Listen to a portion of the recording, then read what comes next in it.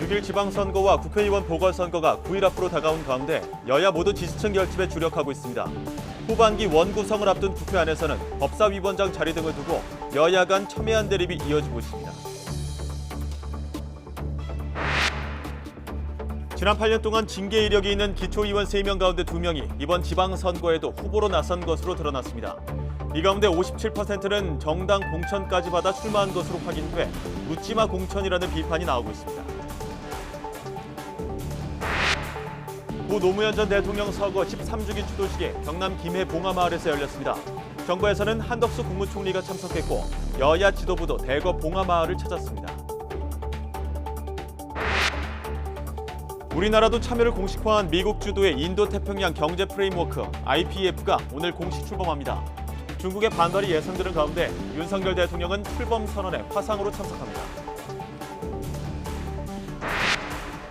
코로나19 신규 확진자 수가 넉 달 만에 10,000명 아래로 떨어졌습니다. 오늘부터는 입국 시 코로나19 음성 확인을 PCR 검사뿐 아니라 전문가용 신속 항원 검사 결과로 제출하는 것도 가능합니다.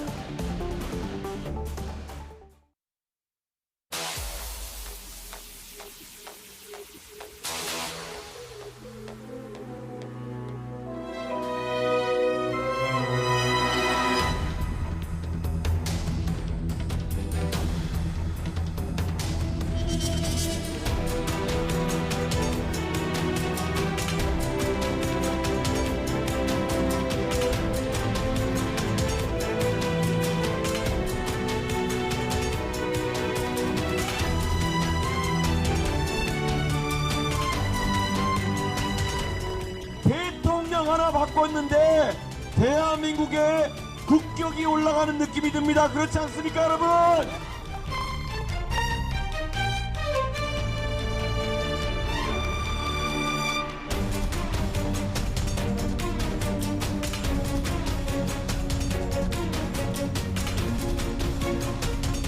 봉화가 지나고 나면 저희들이 이 격전지, 경합지에서의 추격을 맹렬한 추격을 시작할 생각입니다.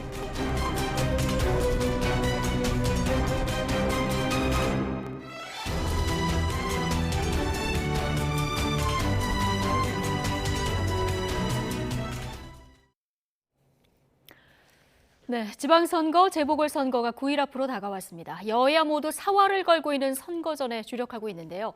자, 최근 지방선거 판세와 함께 윤석열 정부 국정수행 평가까지 여론조사 속 숨은 민심, 지금부터 전문가 두 분과 살펴보겠습니다.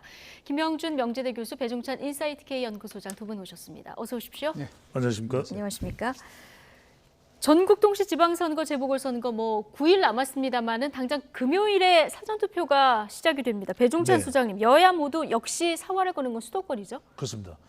처음도 이번 선거는 수도권이고 끝도 수도권이라고 봐야 되겠죠. 특히 이제 경기도가 중요하고 그런 이유는 전체 판세는 더불어민주당이 상당히 좀 불리한 환경입니다. 어려운 환경이죠. 네. 하지만 수도권은 미래 권력 또 더불어민주당이나 정치 세력의 미래를 위해서도 매우 중요할 수밖에 없는 것이고 특히 이제 사전투표 때 대체적으로 더불어민주당 지지층들이 투표하는 성향이 투표하는 경향이 높다고 본다면 얼마나 사전투표를 하느냐 이 부분이 이번 지방선거 결과의 또 바로미터다 이렇게 볼 수가 있거든요. 그런 만큼 국민의힘도 더 독려할 테고 더불어민주당은 더 독려를 해야 되는 사전투표이기 때문에 금요일, 토요일 특히 이제 경기도, 특히 네. 계양을, 특히 분당갑 여기에서 사전투표율이 얼마나 되는지에 따라서 실제 선거 결과까지도 어느 정도 예측 가능할 것으로 보입니다. 네, 접전 지역의 사전투표 당일의 투표율 이것도 굉장히 주목해서 네. 봐야 된다 말씀해 주셨는데 자, 접전 지역 말씀하셨으니까요. 이재명 위원장이 출마해서 관심을 모았던 인천 계양을 여기가 처음에 다윗과 골리앗의 싸움이 될 것 같다 이렇게 예상을 했는데 의외로 지금 접전 지역이 돼가는 것 같아요. 그렇습니다. 압도적으로 승리할 것이다라고 보통 예측을 했는데 네. 그 지역에서 윤영선 후보가 내세운 그 캐치플레이가 참 재미있어요. 25년 대 25일. 아, 자기는 25년을 이 지역에서 내가 명분을 갖고 명분을 있다. 갖고 있다고. 예. 그리고 이재명 후보는 25일 만에 왔다. 이제 그게 굉장히 극명하게 드러나고 있는 것 같아요. 그럼에도 불구하고 인지도나 뭐 대선 후보급 인사이기 때문에 굉장한 차이가 많을 거라고 보는데 두 가지 이유 때문에 저는 그렇다고 봐요. 첫 번째는 역시 새 정부 출범하고 나서 22일 만에 지방선거가 있는 거거든요. 예. 그러니까 이게 대선에 대해서 승자에 대한 효과 그리고 새 정부 출범에 대한 컨벤션 효과가 분명히 그건 존재하고 있다는 거죠. 그러니까 98년도 6.4 지방선거가요. 김대중 정부 출범하고 나서 100일 만에 치러졌었어요.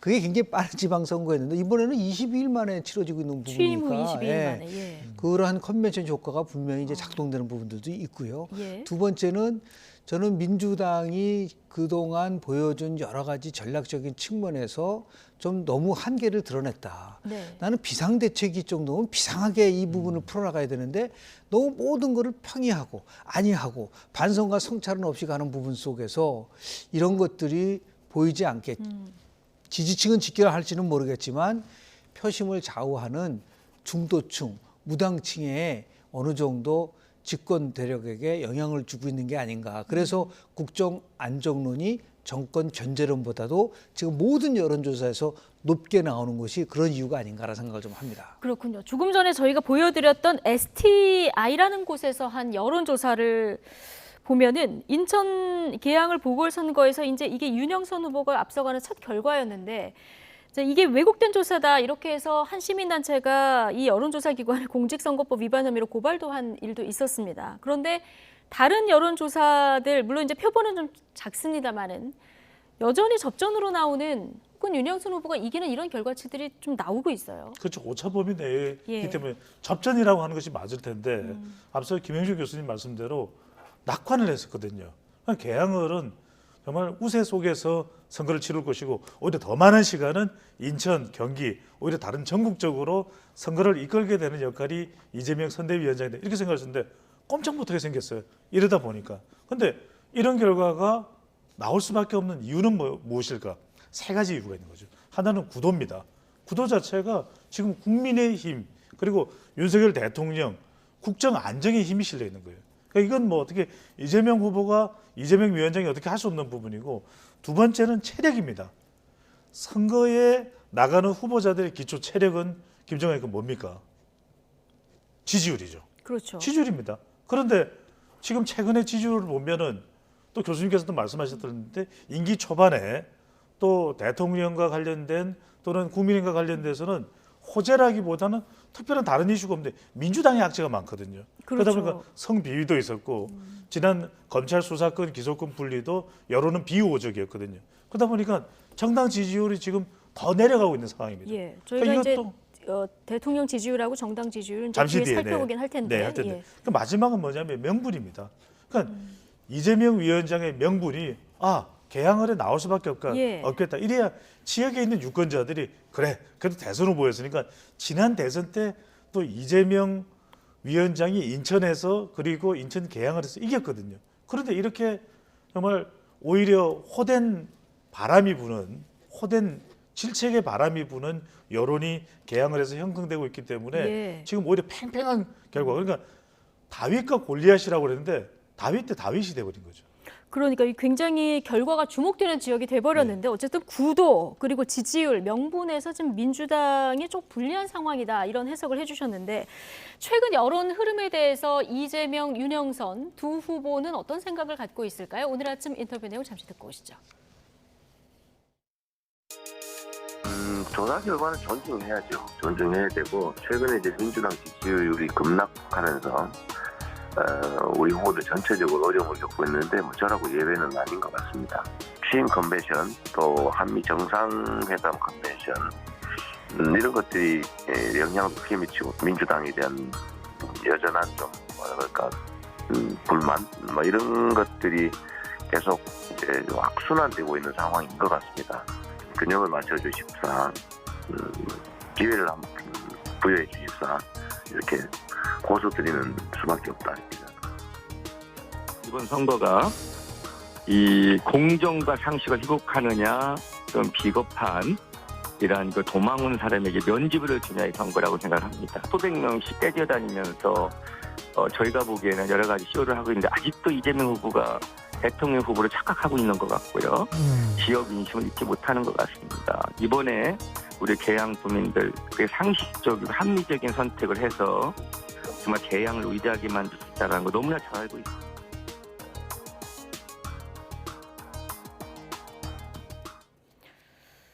네, 자 이재명 후보가 예상외로 고전하는 이유 앞서 두 분이 이제 짚어주셨고, 근데 이재명 총괄선대위원장이 등판하면서 전체 이 지방선거 보궐선거에 미치는 이 영향도 굉장히 주목이 됐는데 이게 어떤 결과로 나타날지 이 굉장히 관심입니다. 뭐 이른바 이재명의 바람, 그래서 명풍이 불 거다라고 얘기를 했었어요. 예. 근데 아직까지 명풍은 불지 않고 오히려 거꾸로 역풍이 불고 있다는 생각이 좀 드는 게요. 저희가 그 선거 연구를 쭉 해보면 지방선거는 이제 대선이나 총선과는 몇 가지 면에서 차이가 있지만 가장 큰 차이는 일단 투표율이 좀 낮습니다. 네. 그리고 대통령 선거가 끝나고 나서 바로 치러지는 선거에서는 통상 투표율이 낮아요. 그러니까 다시 얘기해서 2007년도에 이명박 후보가 압도적으로 531만 표 차이를 이겼을 때 2008년 4월 총선에서는 투표율이 48%밖에 안 됐습니다. 그 정도로 사람들이 이제 선거에 대한 퍼티그, 피로감이 있는 것도 있는 거고요.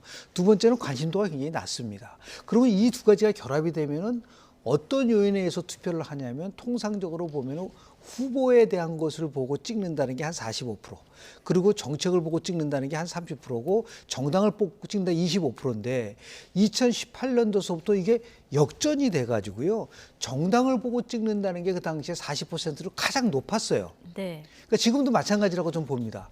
그러니까 이재명이라는 후보에 대한 기준보다는 정당을 보고 찍는다는 게 훨씬 높게 나타나고 있다고 한다면 최근의 조사 결과를 보면은 민주당 지지도는 굉장히 가파르게 하락하고 있고 국민의힘 정당 지지도는 상승하고 있는 부분, 이것이 지금의 민주당이 안고 있는, 특히 이제 이재명 후보가 안고 고전하고 있는 가장 핵심적인 요인이라고 저는 봅니다. 네, 이재명 후보도 그래서 오늘 그 정당 지지율이 낮아지고 있는 그렇습니다. 이 점을 좀 네. 꼽았는데, 이번 지방선거의 최대 격전지 여야 모두 이곳을 이겨야 이긴 거다 이렇게 얘기를 네. 하고 있는 곳이 경기도 아니겠습니까? 네. 김동연 후보와 김은혜 후보의 최근 그 지지율 판세를 보면 이제 KSOI에서 이제 두 가지 여론조사 결과가 나왔는데요.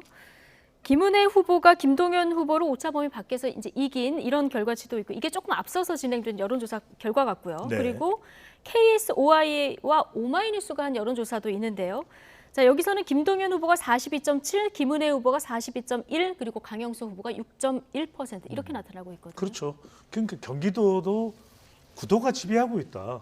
왜냐하면 강영석 후보까지 보수 성향의 무소속 강영석 후보까지 포함하면 보수가 민주당의 김동연 후보보다는 더 높은 겁니다. 예. 그러다 보니까 이 구도가 선거에 미치는 영향이 크다. 그러니까 윤심이냐 명심이냐 그랬는데 지금 국정 안정론이 정권 견제보다는 더 비중을 차지하고 있는 것이고, 결과적으로는 김동연, 김은혜 후보 매우 팽팽합니다. 그러다 보니까 개인의 신상과 관련된 과거의 의혹과 관련된 부분도 집중 부각이 되고 있거든요. 김은혜 후보의 경우에는 뭐 KT 채용이나 또는 5.18 관련돼서 부적절한 인식이나 발언을 했던 특보와 관련된 이야기도 있거든요. 근데 바로 해촉을 하긴 했죠. 그렇죠. 예. 해촉을 하긴 했습니다. 근데 그게 뭐 선거에 아주 결정적이지는 않을 거예요. 그리고 김동연 후보도 지금 명심이 됐든 조직이 됐든 더 이 정권 견제에 대한 부분들을 더 부각시킬 필요가 있는 거죠. 근데 핵심은 이겁니다. 두 개의 여론조사를 가만히 보시면 김은혜 후보가 좀 앞서는 조사하고 있기도 하고 팽팽하기도 한데, 여기에 결과적으로는 강용석 후보와의 관계를 어떻게 정리하느냐. 네. 지금 왜냐하면은 이번 주 목요일부터 실시되는 여론조사는 발표를 못합니다. 대선 때처럼. 그러면은 오늘이 월요일이니까 화수 내일 모레까지는 뭔가 결정이 돼야 된다는 이야기가 될 수 있는 것이거든요. 그렇죠. 과연 물밑 정치 담판이 이루어지느냐. 단일화는 사실상 지금 시점이 이제 물 건너갔다고 본다면 네. 그게 되느냐 안 되느냐. 대선 때처럼 강용석 변수가 결정적이라고 봐야 되겠죠. 정치 단판이라고 하면은 강용석 후보가 뭔가 김은혜 후보를 지지 선언을 하고 사퇴하는, 그렇죠. 뭐 이런 거 근데 말씀하시는. 국민의힘 차원에서 또는 이준석 국민의힘 대표와 지금 강용석 후보 사이의 앙금 또 갈등, 이런 부분이 어떤 식으로 해소돼서 강용석 후보의 마음을 돌릴 수 있을지가 예. 또 관건이라고 봐야 되겠죠. 김은혜 후보 입장에서도 여론조사 흐름상 보면은 이제 3자 구도에서도 이기는 결과치가 최근에 등장을 했기 때문에 좀 고민일 것 같은데요. 그렇습니다. 어떻게 될 거라고 보십니까? 뭐 가장 승리할 수 있는 공식이라는 거는 뭐 후보 단일화가 이루어진다든지 아니면은 뭐 강용석 후보가 사퇴하는 거가 되면은 굉장히 유리하겠죠. 그런데 제가 이제 관심 있게 보는 관점은 예. 뭐냐면 아까 조금 전에 말씀드린 정당, 이슈, 후보 이 세 개가 이제 핵심적인 요인인데 이슈 면에서 지금 이제 김동연 후보라든지 민주당 후보들이 왜 굉장히 고전하게 되냐면 지금 윤석열 정부가 출범하고 나서 바이든 대통령이 방한하고 등등 하면서 모든 이슈가 다 블랙홀이 돼버린 거예요. 저 국민들이 이제 선거 관심 없어요. 그러니까 지금 한미 관계가 굉장히 새롭게 변하고 있구나. 예. 그동안 중국이라든지 북한에 관련돼서 갖고 있었던 문재인 정부의 기조가 바뀌면서 굉장히 많은 이슈가 터져나오고 있거든요.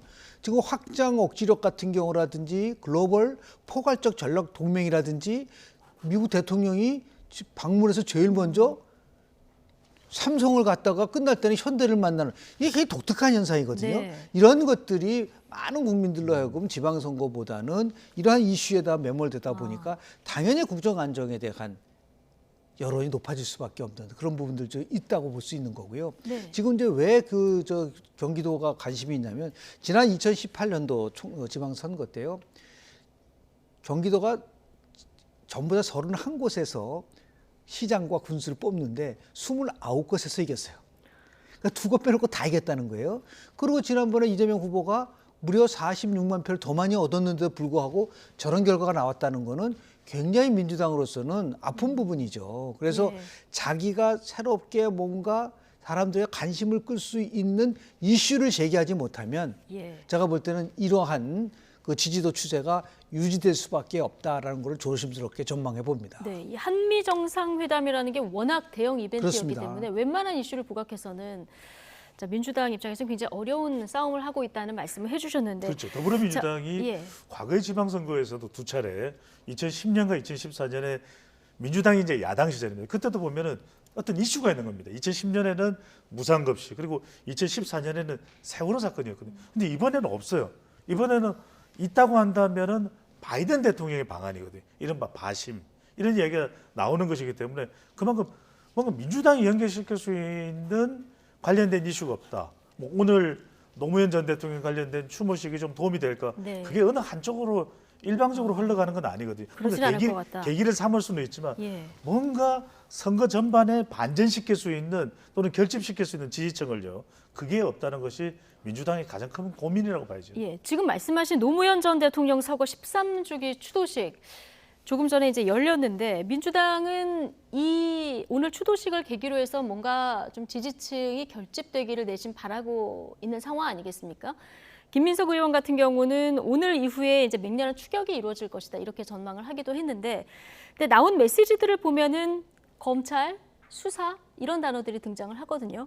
노무현 전 대통령 서거에 대한 검찰 책임 조금 소환하려는 이런 어떤 속내도 좀 있을 것 같은데 오늘 이후 여론 흐름에 좀 변화가 있을까요? 저는 좀 다르긴 시각에서 좀 보고 싶어요. 우리가 얘기하는 노무현 후보 얘기를 하면 노무현 대통령 얘기하면 민주당은 지금까지 계속해서 노무현 정신을 얘기를 했어요. 그 노무현 정신의 핵심은 뭐냐면 사람 사는 세상을 포함해서 힘없고 약한 자가 정말 잘 살 수 있는 나라를 만드는 부분이었거든요. 그럼 그 5년 동안 문재인 정권이 그거를 노무현 정신을 충실히 계승을 했느냐. 원칙 있는 승리가 제일 좋고 원칙 있는 패배가 두 번째고 가장 나쁜 게 원칙 없는 승리라고 그랬어요. 네. 그런데 검수한박 같은 거 보면 완전히 노무현 정신에다가 벗어나는 거거든요.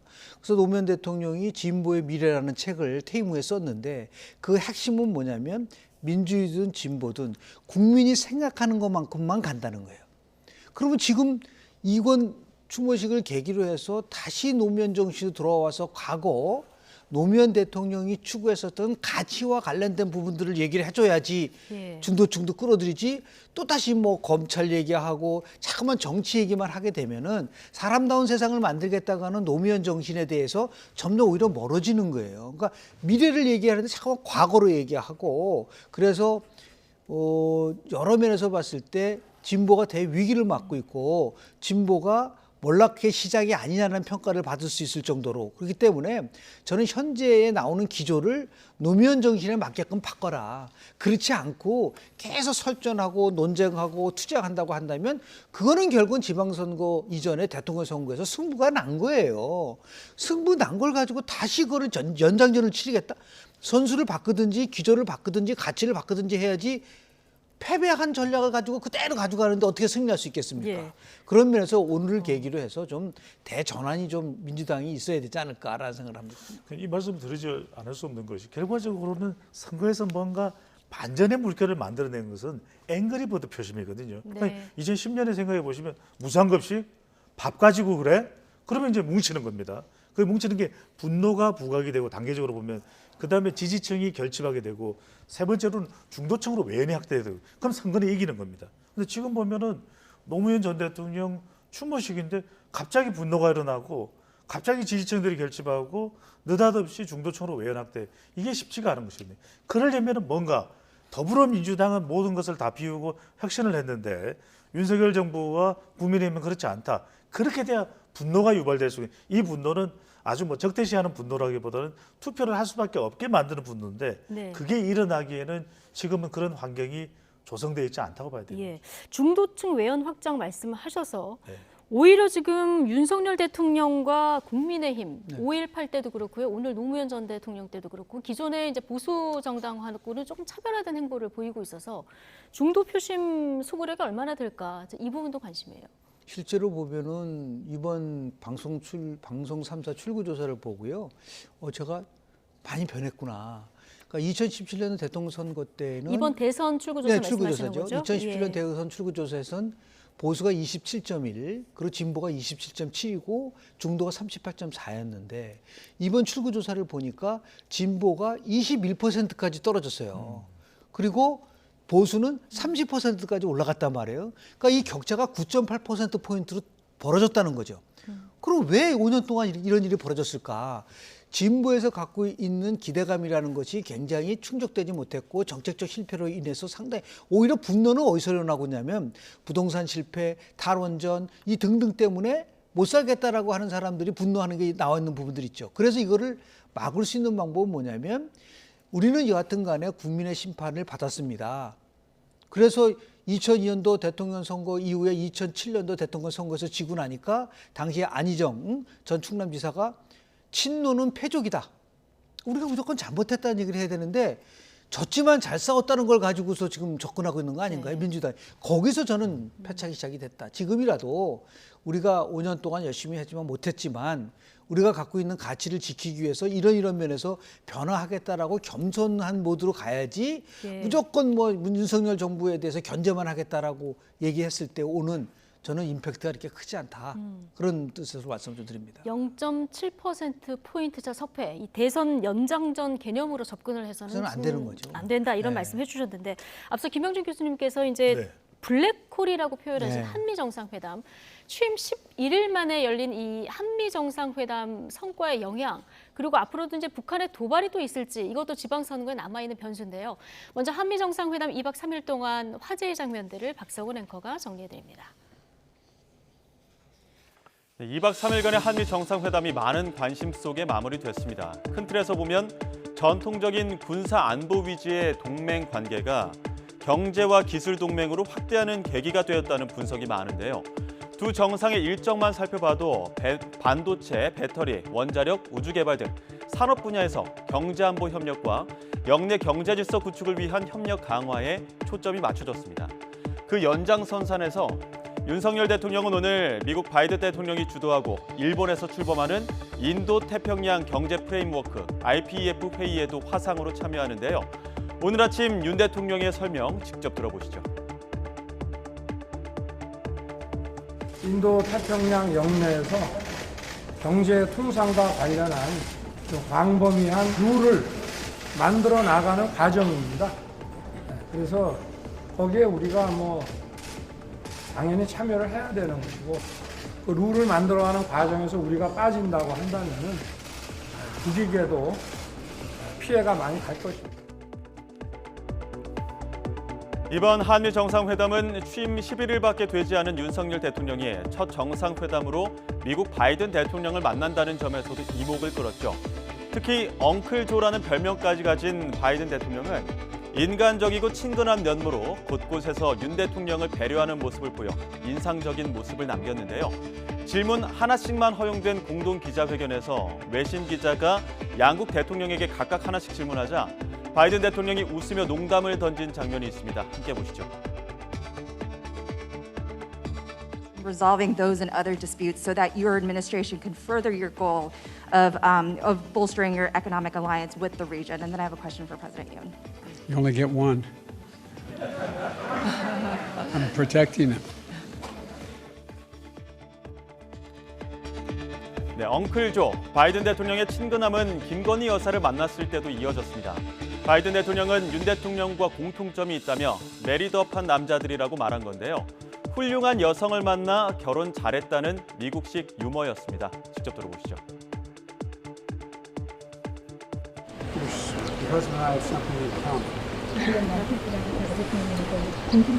You're married way above our station. 회담 일정 마지막 날이었던 어제 김정은 위원장에게도 메시지를 남겼습니다. 짧지만 굉장히 함축적인 인사였는데요. 당시 장면 보시죠.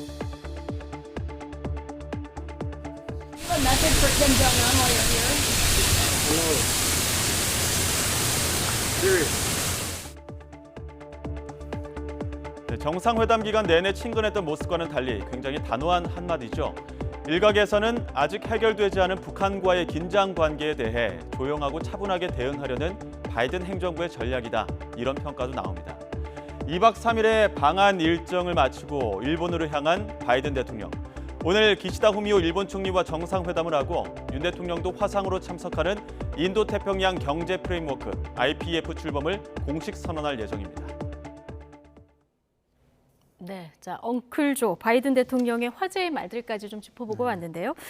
자 어쨌든 한미 정상회담이 끝났고 저희가 더 뉴스 일부 시간에 박진 외교부 장관이 성과 브리핑까지 했습니다. 근데 이번에 보면 아까 김영준 교수님 짚어주셨지만은 안보보다는 이제 경제 안보, 약간 한미 정상회담의 이슈들이 조금 달라진 측면도 국민들이 지켜보셨고 이후에 이제 북한의 도발 변수는 아직 살아있는 변수인데 두루두루해서 앞으로 지방선거에 어떤 영향이 있을까요? 저는 지방선거 최대 변수 중에 하나라고 봅니다. 왜냐하면 결국 선거는 구도거든요. 예. 구도인데 지금 경제 이야기를 한 겁니다. 북한 이야기를 한 것이 아니라 그냥 단순히 안보 이슈면 그것이 이제 선거에 미치는 영향은 정치적으로 해석되기 때문에 좀 제한적이에요. 근데 이거는 반도체입니다. 전기 자동차예요. 예. 그리고 심지어는 우주 산업 기술 협력을 이야기하거든요. 그러니까 국민들이 눈이 동그랗게 커질 수밖에 없는 예. 이슈거든요. 그러면 나라가 혼란스러우면 그런 효과를 기대할 수 없는 거 아니겠어요? 그럼 국정 안정론 쪽으로 가는 거죠. 또 하나 중요한 것이 어떤 이슈인데 어떤 이슈를 주도해버렸냐면 깜짝 놀랄 이슈입니다. 뭐냐면 용산 대통령 집무실이 곳곳이 공개가 됐어요. 그래서 소인수 회담도 하고 네. 그다음에 단독 환담도 하고 그리고 확대 회담까지 했습니다. 그냥 뭐 용산 뭐 별 문제 없네. 그다음에 강연 기자 회견도 했거든요. 그러니까 네. 이른바 지금까지 막 계속 쌓여있던 대통령의 국정 지지율에서 가장 크게 걸림돌이 되고 있는 이 대통령 집무실 이슈가 해소되는 겁니다. 예. 그다음에 바이든 대통령이 방한하는 날 한덕수 총리가 인준됐어요. 그러니까 이래저래 또 인사 논란과 관련된 부분들은 그렇게 집중이 되지 않고 그러니까 마지막에 중요한 건 뭐냐면 지금 공식 선거운동이 시작된 첫 번째 주말을 누구로 다 도배돼 버렸냐. 이른바 바이든입니다. 바이든, 바심이죠. 이 바심이 결과적으로 선거에 큰 영향을 미치는 겁니다. 네. 한미 정상회담의 결과물도 결과물이지만 그동안 발목을 잡아왔던 용산 대통령 집무실 이 이전 문제가 좀 해소가 됐다. 이번에 한미 정상회담이 여기서 열리는 걸 이제 국민들이 지켜봤기 때문에 이런 부분들이 해소가 됐다고 말씀해 주셨는데 실제로 윤석열 대통령 국정 수행 평가를 보면은 긍정 평가가 좀 많이 올랐거든요. 네. 이런 영향들이 좀 많이 영향을 끼쳤다고 보십니까? 그렇죠. 그 이면에 네. 단순하게 내부가 공개됐다는 거 말고 문재인 정부에서 용산 이전을 반대한 가장 첫 번째 이유가 안보 문제였었어요. 예. 그런데 바이든 대통령이 와가지고 당당하고 억지력을 얘기했으니까 안보 문제는 사라진 거잖아요. 어느 정도는 인식 속에서. 예.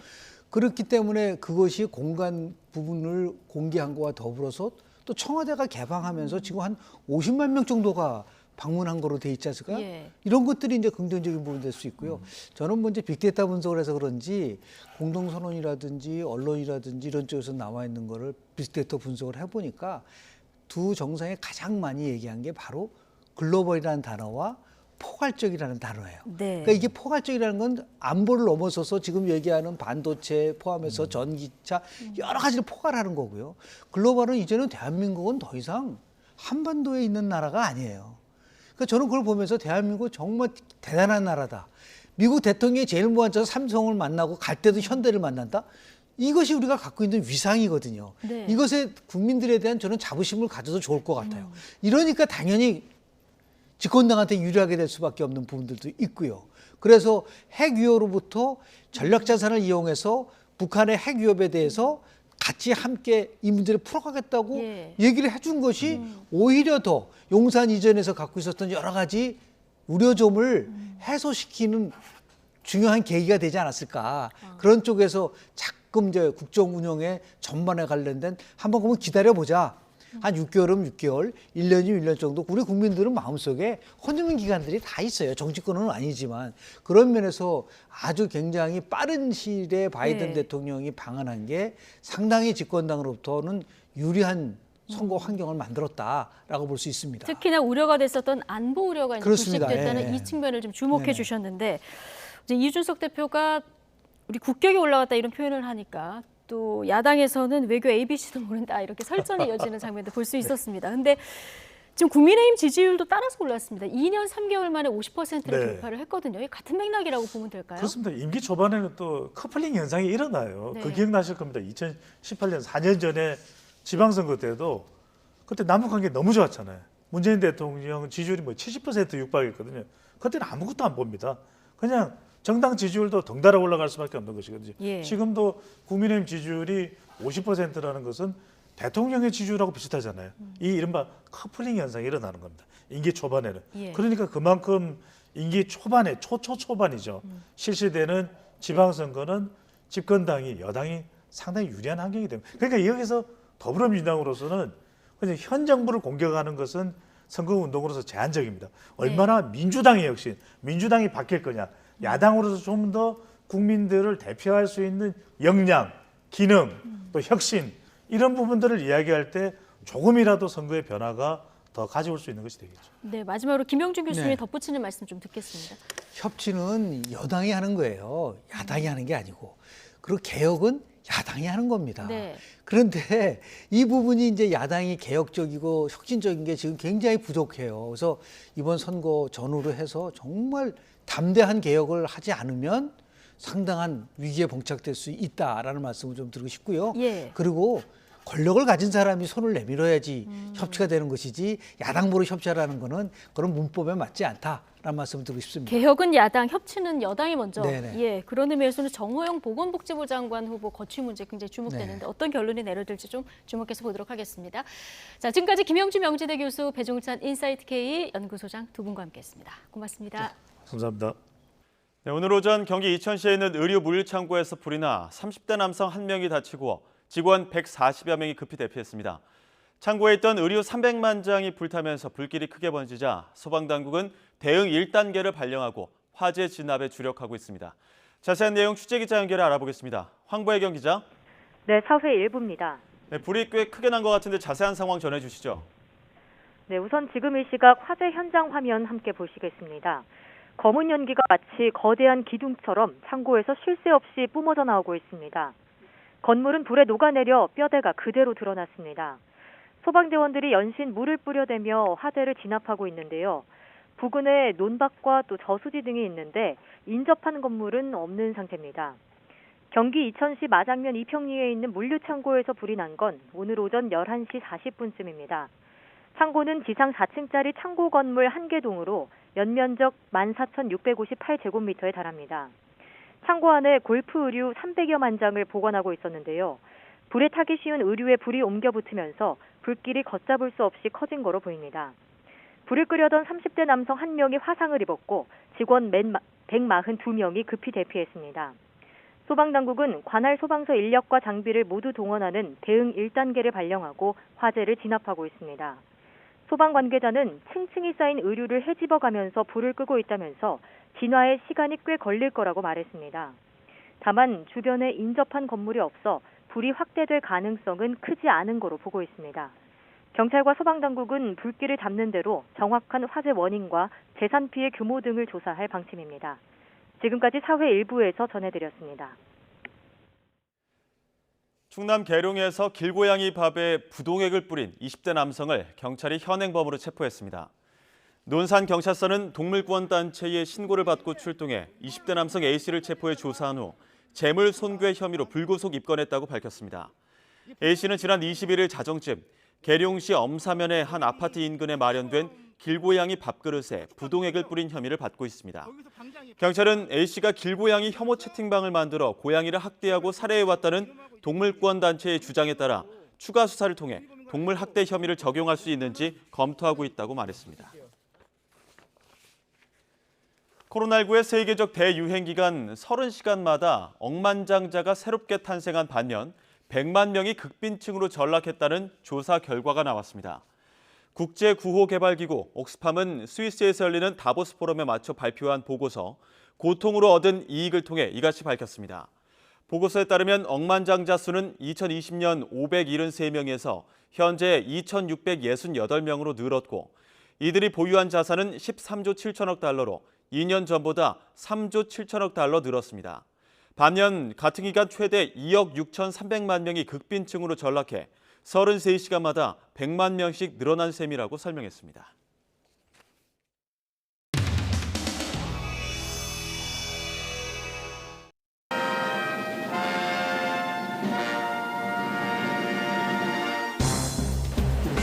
President and I have something in common. You're married way above our station.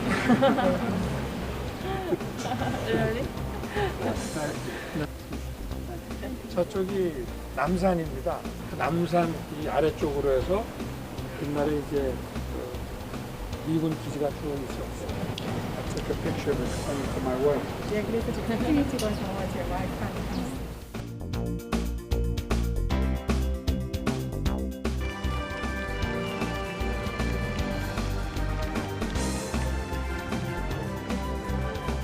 region of the world that we seek. So thank you all very much, and President Moon, Yoon, thank you. President Moon, Yoon, thank you for everything you've done so far. Appreciate it. 께서 기자회견장으로 입장하고 계십니다. 먼저 한국 기자가 한국 대통령께 질문을 하시겠습니다. 먼저 경제 안보라는 개념에 대해서 아직 생소해하시는 국민들께서 많으신 것 같습니다. 먼저 긴밀하게 유대 관계를 구축해 나가기로 하는 것입니다. 다음은 미국 기자가 미국 대통령께 질문을 하시겠습니다. First of all, President Yoon, your joint statement mentions a number of initiatives, and for you, President Biden. Would you like me to go first? The answer with regard to would I 이번에는 다시 한국 기자의 질문을 한 분 더 받겠습니다. 근데 질문은 한 가지만 해주십시오. 간단하게 질문은 하나 해주시면 좋겠습니다. Further your goal of bolstering your economic alliance with the region, and then I have a question for President Yoon. You only get one. I'm protecting him.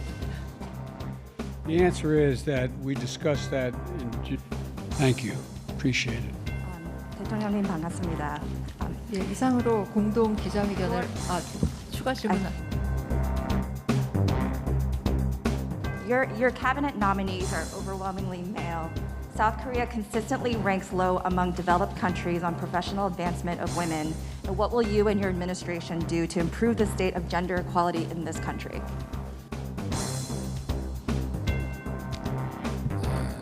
지금 이 공직 사회에서 지금 예를 들면 내각의 장관 그러면은 그 직전 위치까지 여성이 많이 올라오지를 못했습니다. 이러한 기회를 더 적극적으로 보장할 생각입니다. 이상으로 공동 기자회견을 마치겠습니다.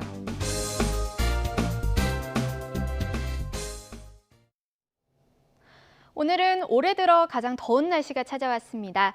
현재 서울이 30.5도, 남부지방도 대구가 31.8도까지 올랐는데요. 이 정도면 7월 하순 한여름에 해당하는 수준입니다. 30도를 웃도는 여름 더위는 내일과 모레까지 이어질 전망입니다. 현재 서쪽 지방을 중심으로 초미세먼지와 오존이 말썽입니다. 특히 서울 등 수도권과 충청, 전남에는 오존주의보도 내려져 있으니까요. 호흡기 약하신 분들은 야외 활동을 자제하시는 게 좋겠습니다. 내일도 전국이 대체로 맑겠습니다. 다만 자외선이 무척 강하겠고요. 동해안 지역은 여전히 대기가 건조하겠습니다. 산불 등 화재 발생하지 않도록 각별히 유의하시기 바랍니다. 내일 아침 기온은 오늘과 비슷하겠습니다. 서울 17도, 대전 15도, 광주 16도가 예상됩니다. 내일 낮 기온은 중부지방은 오늘과 비슷하겠고 남부지방은 오늘보다 조금 더 높겠습니다. 서울 30도, 대전 31도, 대구 33도가 예상됩니다. 날씨였습니다. 월요일 더 뉴스 마치겠습니다. 함께해 주신 여러분 고맙습니다.